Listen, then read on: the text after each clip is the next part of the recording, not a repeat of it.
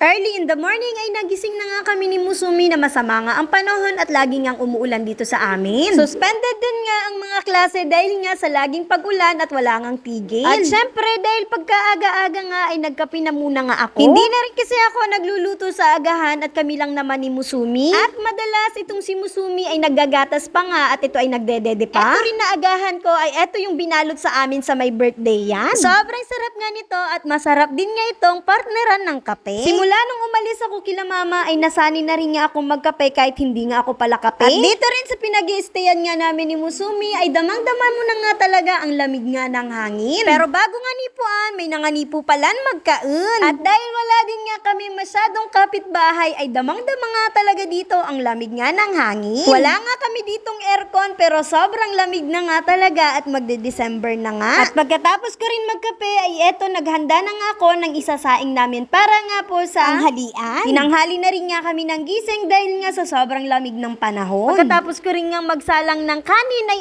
eto ay may kukunin nga akong gulay. Guys, maulan na panahon, pero kukuha tayo ng talo. Kukuha tayo ng ito.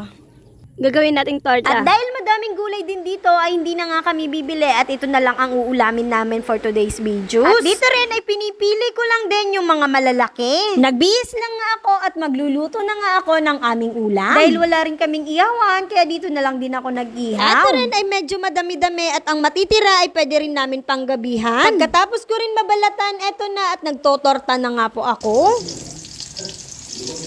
At sa hindi rin nga sana inaasahan ay napaso nga ako.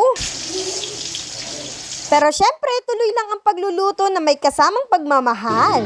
May na po magkain. At dahil tanghali na din ng pagkaluto ko, eto nga at kakain na nga kami. Sinabayan ko na nga si Musuming kumain habang nanonood nga kami ng TV. Isa rin nga pala ito sa paborito ko ngang ulam, ito nga niluto ko ngayon. At nung pagkatapos ko nga kumain kahit masama ang panahon ay kailangan ko nga maglaba dahil sobrang dami na nga ng labahan. Napakadami na nga talaga kahit sa amin lang nga ang dalawa ni Musumi. Eto nga at magmo-model nga ako netong napakadami ko ang labahan. Para mapabilis din ang aking paglaba ay di na rin nga ako nag-videos. Katatapos ko lang maglaba pero yan na naman nga at makulimlim na naman ang panahon. Medyo matagal din nga yung aking paglaba kaya nagutom nga talaga ako pagkatapos kong maglaba. Nung mga oras na to ay tulog na tulog rin nga ang aking alagang si Musumi. Nakakapagod nga at nakakagutom kaya dinaan ko na lang nga sa pagkain ulit ng pagkain. At sakto pagkatapos ko ring magpahinga ay nagising na rin nga itong si Musumi. Nanghingi rin agad ng pagkain itong batang makulit na to. Masyadong nagpapakyut lang nga para nga di ako magalit sa kanya. Nung nasa good mood na nga si Musumi na lumabas ng kwarto ay lumabas na rin nga kami. Habang nagwawalis ako,